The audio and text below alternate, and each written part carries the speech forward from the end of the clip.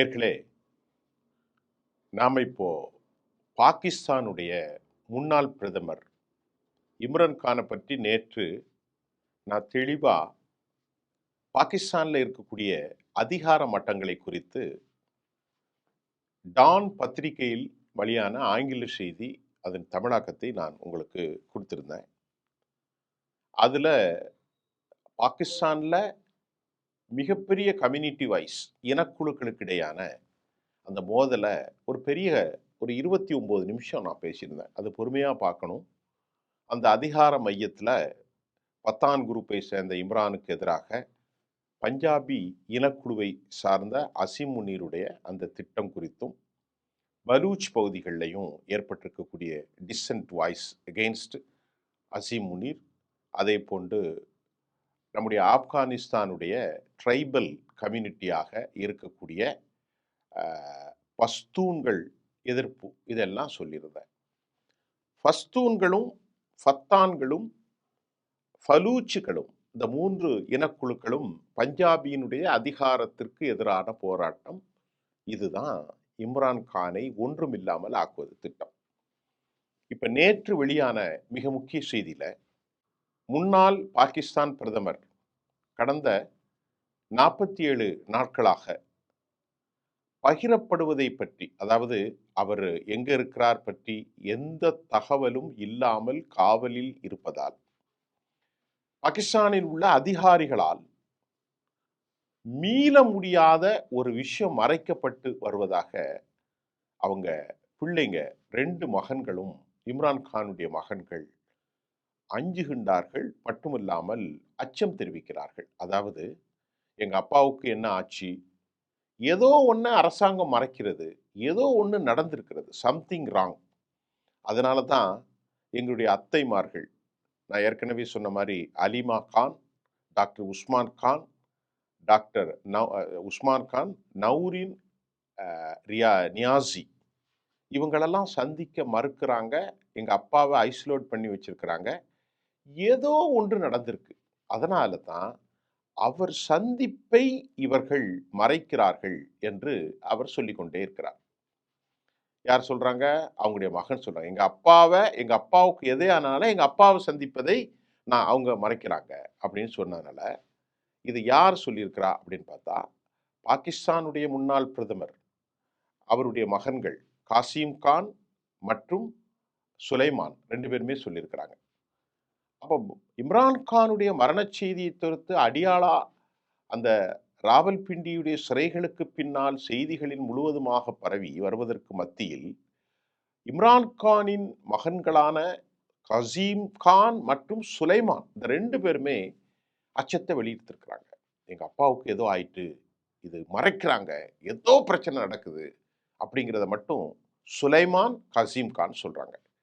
இதற்கிடையிலே பாகிஸ்தானுடைய இராணுவ தளபதி அசீம் முனீர் தலைமையிலான அந்த ஸ்ட்ரக்சரல் பாடி, அந்த அரசாங்கத்திடமிருந்து எந்த விதமான தகவலும் இதுவரை வரவில்லை என்பதனால், இது இம்ரான் கானுடைய மகன்கள் சுலைமான் மற்றும் காசிமுக்கு ஒரு பெரும் அச்சம் ஏற்பட்டிருக்கிறது. ஏதோ ஒன்று நடந்துட்டு 4 வாரம் 6 வாரம் ஆயிற்று.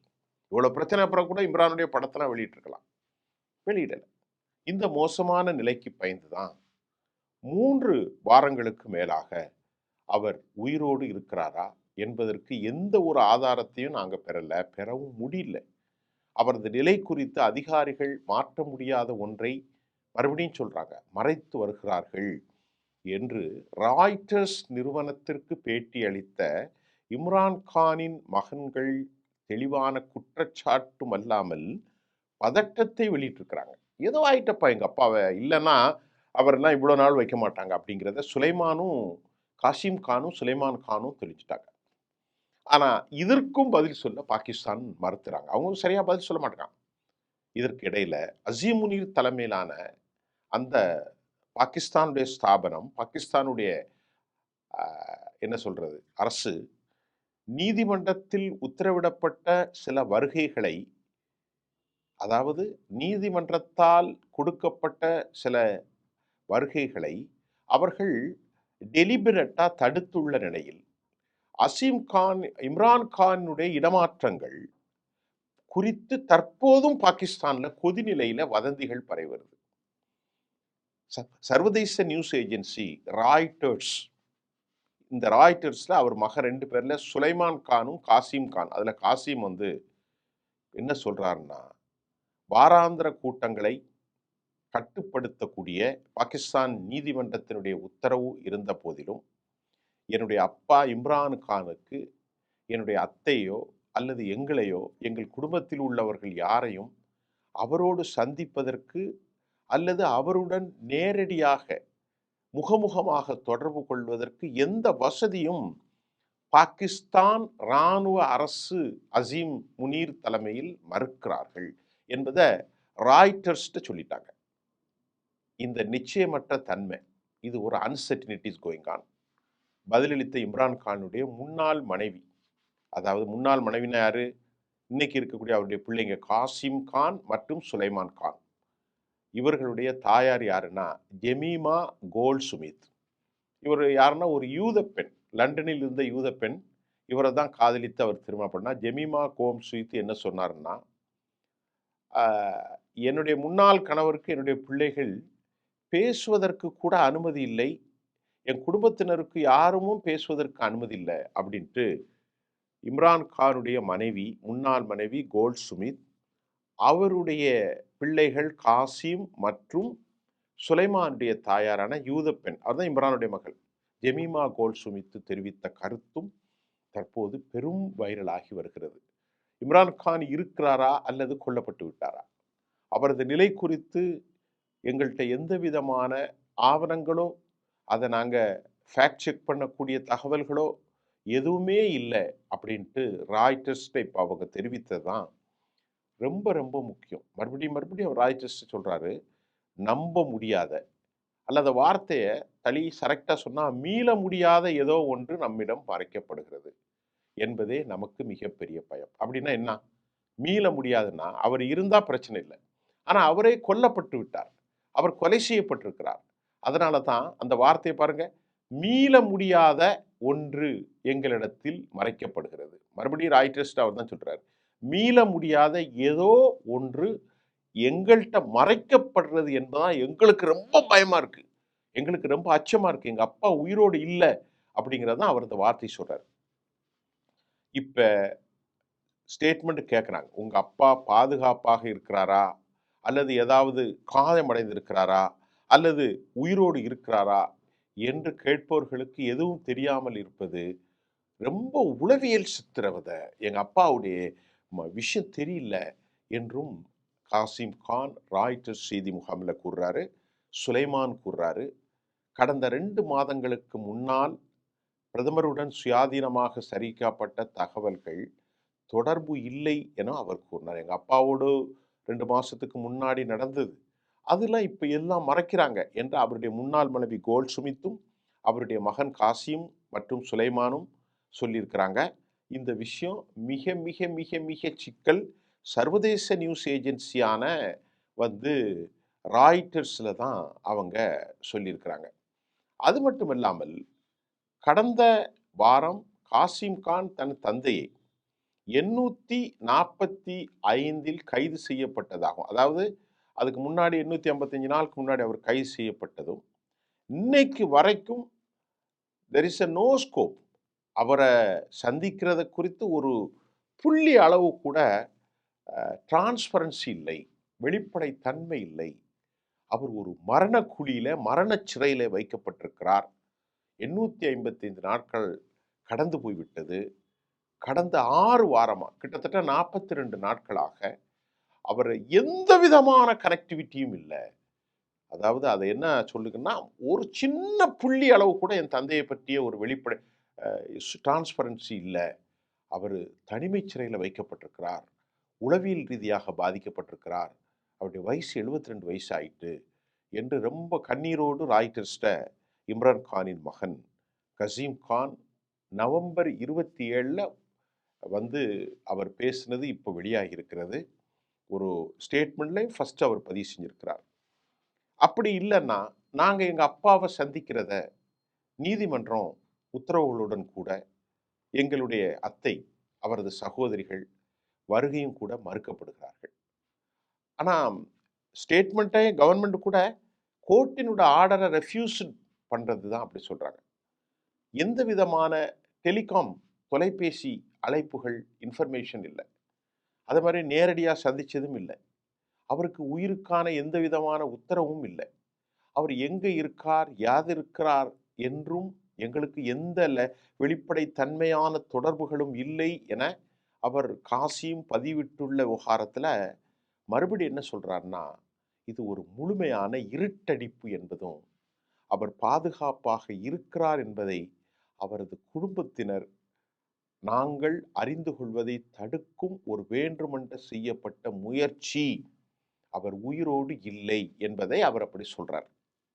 அதுதான் சொல்றாருன்னு நினைக்கிறேன். இம்ரான் கானின் கடைசி அந்த வெப்சைட்ல கடைசியாக அவர் சமூக வலைத்தளங்கள்ல நவம்பர் 5 கிட்டத்தட்ட ஒரு 27 நாளைக்கு முன்னு தான் பதிவு செய்தார்.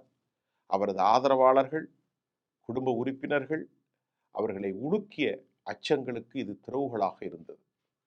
தனது சகோதரிகளோடு அவர் விஜயம் செய்த மறுநாள், அதாவது அவங்க சந்திச்ச மறுநாள், இம்ரான் கானுடைய 3 சகோதரிகளும் சந்திச்ச மறுநாள் வெளியிடப்பட்ட அந்த வலைத்தள ட்விட்டர் பதிவுல தான் கானுடைய வார்த்தைகள் வெட்டப்படாமல் அது தெளிவா வந்ததாகவும் இப்பொழுது செய்திகள் வெளியாகி இருக்கிறது. தனது அவல நிலைக்கு ஒரு மனிதர் மட்டும் காரணம் என்றும் அவருடைய பையன் சொல்றாரு. பாகிஸ்தானுடைய புதிய இராணுவ தளபதி அசீம் கானுடைய சர்வாதிகார போக்கு, அவருடைய டிக்டேட்டர்ஷிப், அவருடைய நடவடிக்கையின் மூலம் நாங்கள் குடும்பமே உழுக்குழுந்து போய்விட்டோம். அந்த அந்த நபர் வேறு யாரும் கிடையாதுங்க, அசீம் முனீர் தான் என்றும் அவர் உறுதிப்படுத்தினார். இப்ப பாகிஸ்தானுடைய முன்னாள் பிரதமர் இம்ரான் கான், அதே போன்று பாகிஸ்தான் மீண்டும் இந்த வரலாற்றில் ஒரு கொடுங்கோல் தன்மை கொண்ட சர்வாதிகாரி, பாகிஸ்தான் வரலாற்றில் இவர் ஒரு பெரிய சர்வாதிகாரி என்றும் கசீம் கான் குற்றம் சாட்டினார் ராஜ்டெஸ்ட. அவர் இது அவனுடைய சட்டம். த லா ஆஃப் அசீம் முனீர் என்று அழைத்ததற்கு ஆதரவாக பாகிஸ்தான் சட்ட ஆட்சி அளித்ததாகவும் குற்றம் சாட்டினார். இது பாகிஸ்தானுடைய ஃபெடரல் ஸ்ட்ரக்சர் இல்லை, இது பாகிஸ்தானுடைய சட்டம் இல்லை, இது இராணுவத்தின் சட்டம், அசீம் முனீருடைய சட்டம். இது பாகிஸ்தானுடைய தேசிய சட்டம் இல்லை. எங்க அப்பா ஜனநாயகத்தை கொண்டு வருவதற்கு பாடுபட்டார் அப்படிங்கிறதெல்லாம் அவர் கண்ணீர் மல்க குறிப்பிட்டிருக்கிறார். இப்போ அசீம் முனீருடைய பாகிஸ்தானுடைய இராணுவ தளபதியும் எல்லா ஆர்கனைசேஷனும் அவர் கையில் வந்துட்டு நான் நேற்று சொல்லியிருந்தேன்.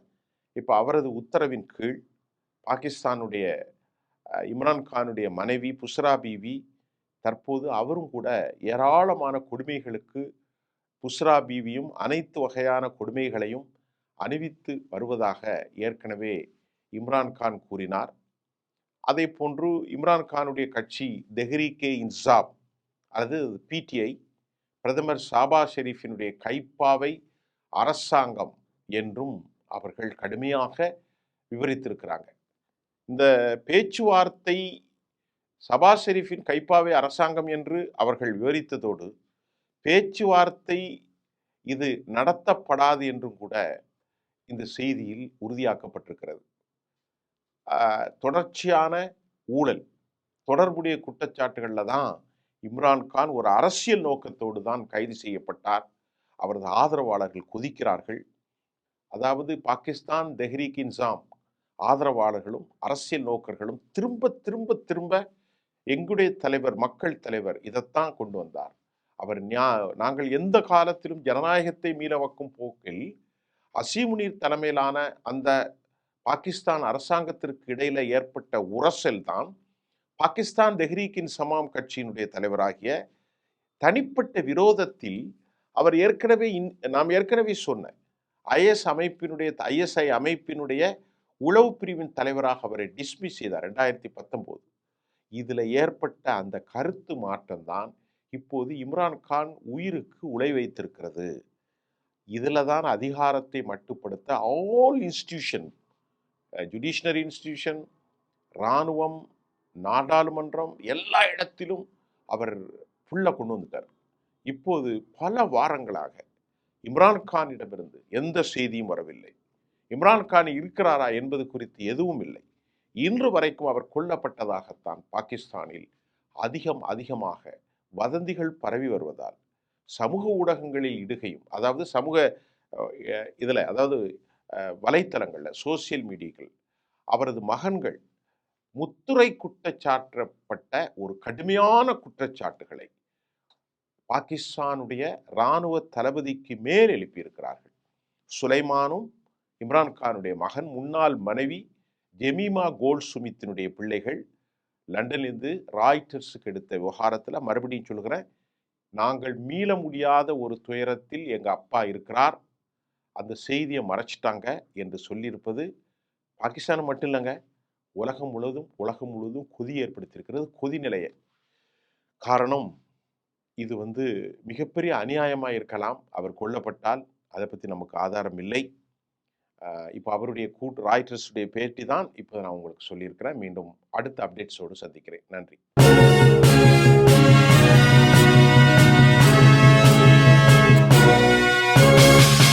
உடனுக்குடன் அப்டேட் தெரிந்து கொள்ள ஜெம் டிவி தமிழ் ஆப்பை இன்ஸ்டால் செய்யவும்.